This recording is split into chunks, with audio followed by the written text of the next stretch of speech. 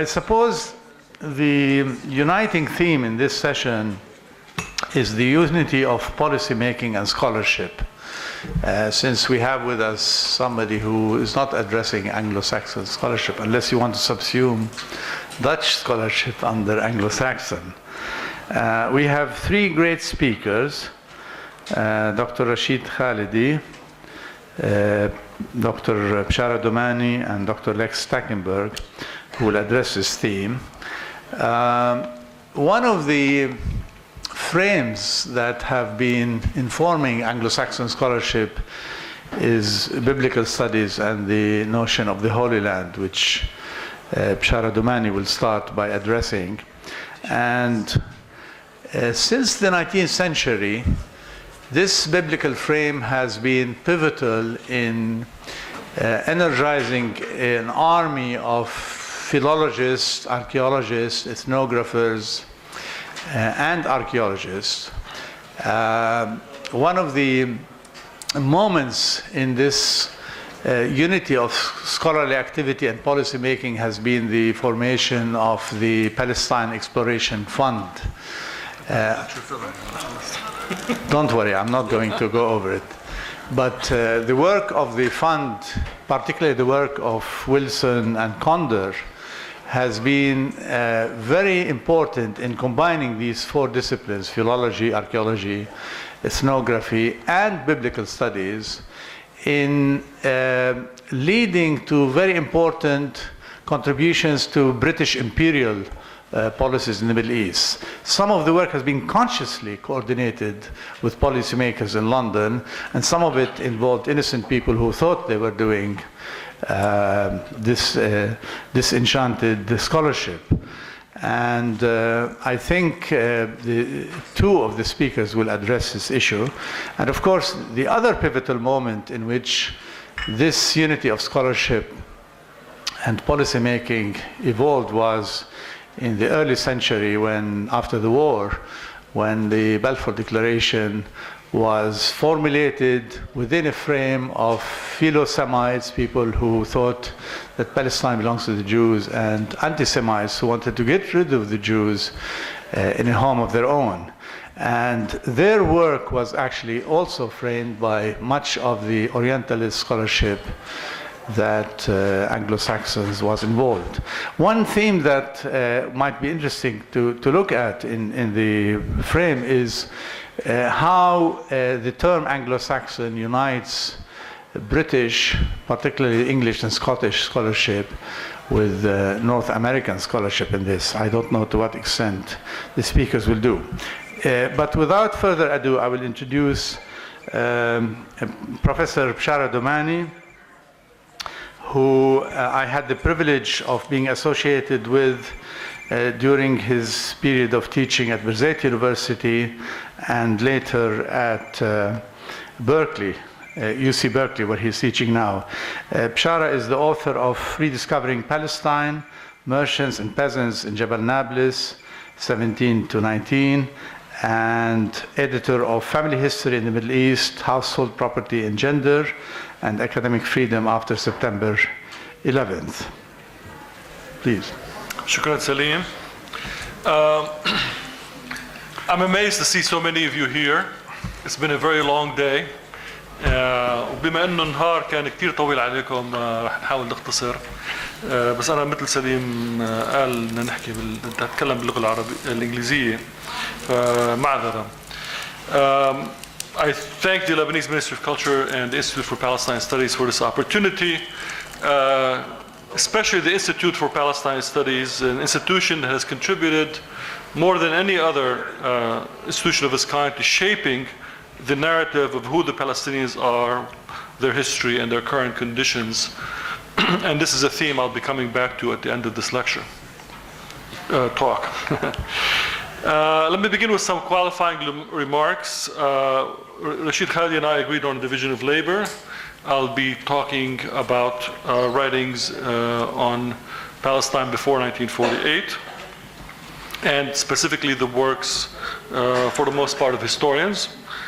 And let me begin by qualifying the word history or historical discipline. History books are more often than not moral and political interventions disguised as objective, factual, and scientific narratives of the past. They tell us more about the writer and her world than the subject matter in most cases. Thank you. I would like to also note that the division of the panels into fields of production of knowledge according to linguistic markers is fascinating, but I think overstresses the differences between Arab, Francophone, and Anglophone historians. And what I will be arguing is that the commonalities between them are also important. In fact, they're primary and striking. I'll give you just a quick example. It's hard to speak of Anglophone scholarship on Palestine without speaking about George Antonius or someone like Albert Harani or Edward Said, who wrote primarily and exclusively in English, and were very much part of the Anglo-Saxon university culture and had much more in common with that culture than they did with many other of the people that they spoke about. So to set them aside arbitrarily, I'm not sure how useful that is, but I agreed not to discuss in this paper works by Palestinians, Arabs, and Israelis who write primarily in English, and try to focus mostly on others. So the more useful perhaps than linguistic markers would be looking at the genealogy of categories or units of analysis that are deployed in these works of history, the narrative emplotment used, and by that I mean the structure of the story that they tell, and the types of sources or archives that they interrogate. So these will be the three measures that I'll be using to talk about the development of Anglophone literature on Palestine before 1948. And I want to tie all of them to the, of course, issue of how they relate to the political and intellectual currents of the time in which they were written. And this relationship between intellectual production and political time is very apparent. In fact, it's striking in the case of Palestine. For two reasons. One, of course, is that Palestine is a highly charged symbolic entity. And there's no colonial or nationalist conflict in modern times that has received as much attention, scholarly and public, as that of the Arab-Israeli conflict. And there's no territory outside of Europe and the United States that has elicited as deep an interest in the Western world in general, in fact, as that of Palestine, or more commonly, the Holy Land. And the only possible exception would be Pharaonic Egypt. There is a Pharaonic Egypt mania that was and continues. And the second reason is this conflict is still hot. So there are powerful regional, international implications for the scholarship itself. And that is why we often heard and today explanations about trends in knowledge production that are very much tied to political markers. And I think it's because it's largely true for Palestine. The title of my talk is Erased by the Book. What do I mean by that? I mean simply that Palestine has been too important to the West, religiously and in terms of honing a kind of a secular Enlightenment identity for both. It's been too important to allow the Palestinians to be written into history, much less allow them political rights to the land itself.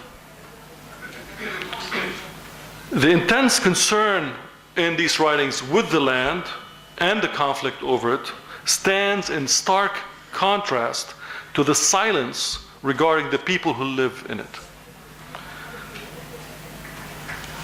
Similarly, the intense interest we see in Western, what I call Western moments, biblical period, the Crusader period, and the post-World War I period. If you go to the Library of Congress and you just pile the books on top of each other, deal with these periods, and you compare them to everything else that's been written on all the other periods, you get basically three spikes.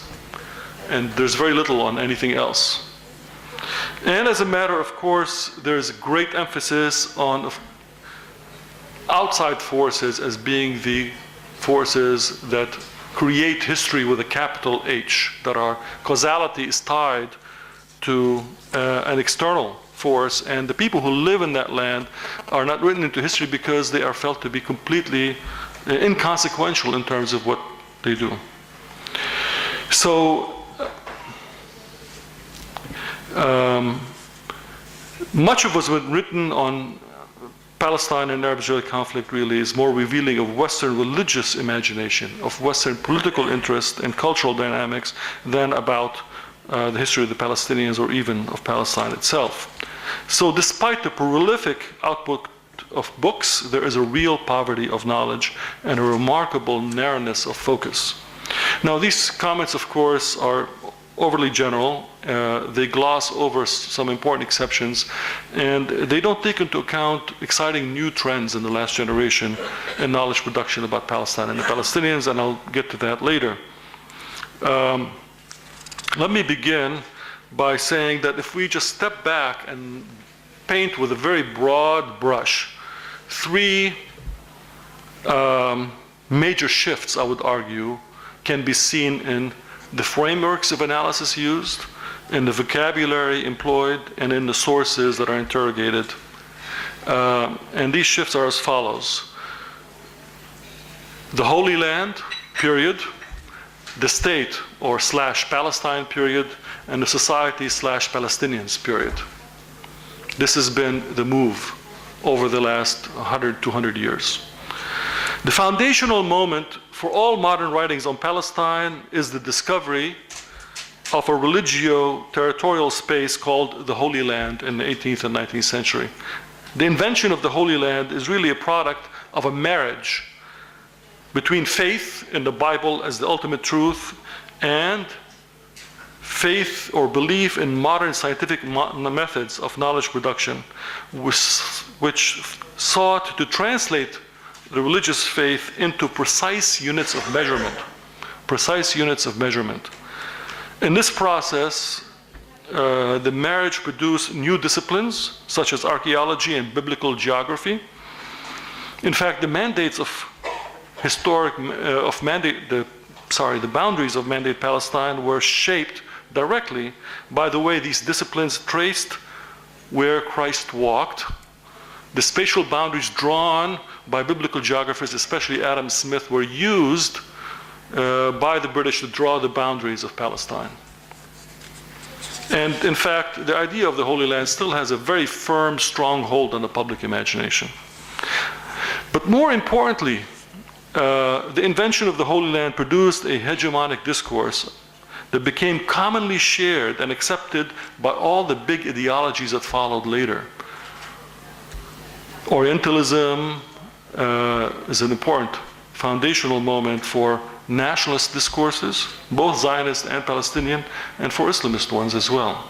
They may differ, and they do differ politically with each other, but they have a common shared set of assumptions that organize the kind of histories that they tell.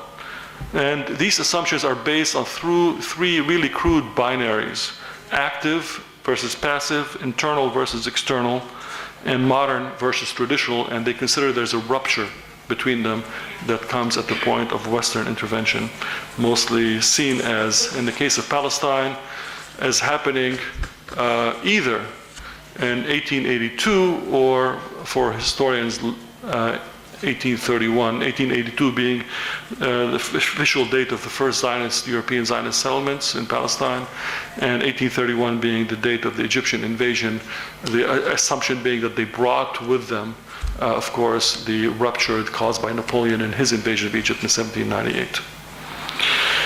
The sources that we see being used by this production of literature during the 18th and 19th and well into the 20th century, I've summarized in 3 words, or 3 kind of symbols or icons. The tripod, that is to say, 3-legged instrument, the shovel, and the notebook. The tripod was used by people, for example, in the Palestine Exploration Fund in their survey of Western Palestine for their specific measuring instruments of how to precisely measure the Holy Land. It was also used by artists who produced incredible paintings and lithographs, the most famous perhaps being David Roberts, a Scottish artist, and later member of the Royal Academy. And his lithographs of the Holy Land and Egypt, in fact, are showcased in major museums throughout the world and really influenced the way people understood this region. But not just them, others used the tripod as well. And that is the photographer putting the tripod where the camera was used intensely in Palestine from the very first moment of its invention. In fact, the first moving images, as far as we can tell, by the Lumiere brothers, I heard this the other day from Masri, perhaps were shot in Palestine itself. So you can see here the marriage between religion, in many ways a biblical frame, and science. And until today, this idea that Israel combines both is so strong and is lies at the basis of influencing modern narratives. The shovel, of course, refers to the science of archaeology and digging up the evidence for the biblical story. And the notebook refers to the European gaze. The traveler accounts, the missionary reports, the pilgrimage narratives, the consular records, the memoirs, all of which really generated an image of what Palestine is. And that basic image was very much influenced by the restorationist movement in England. One of its major figures being Lord Shaftesbury, who is the one who invented what we think of as a Zionist slogan, a land without a people for a people without a land. It was a Christian slogan. Quote, a country without a nation in need of a nation without a country. Is there such a thing, he writes in his diary?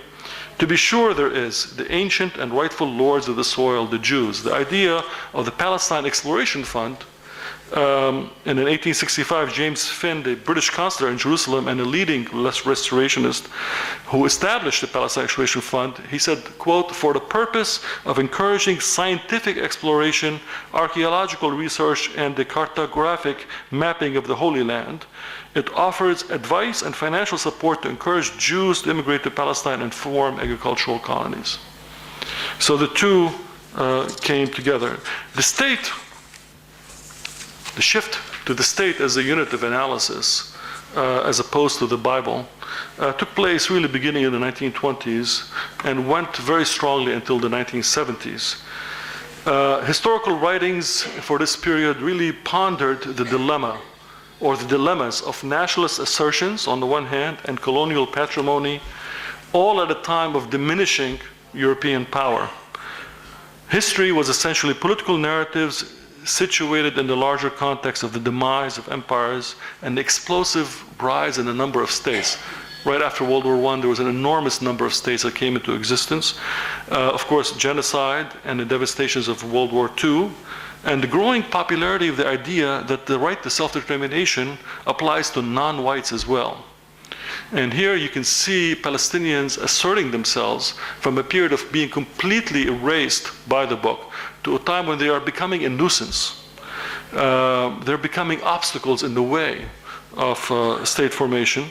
And I have a quote here by a British teacher near the end of the mandate period where he says, Palestine, quote, could be such a lovely country if the people in it were different.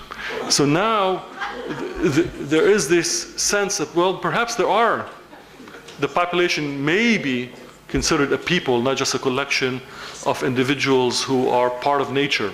The rock, the tree, the sheep, and the shepherd, they're all natural. They're not a people. Now they're thinking in terms of a people, but a people who really are becoming an obstacle in the way of progress. And here the sources used, of course, were sources that were developed by state. In the case of Britain, nothing more ubiquitous than the Commission there were 19 British commissions in Palestine that produced literally tall stacks of statistics and books in which scholars would later use to try to understand what was going on at that time.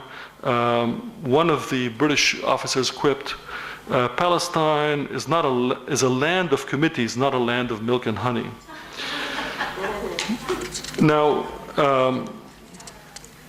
two types of archives really dominated, or sources by historians for that period: the European state archives and the Ottoman imperial archives.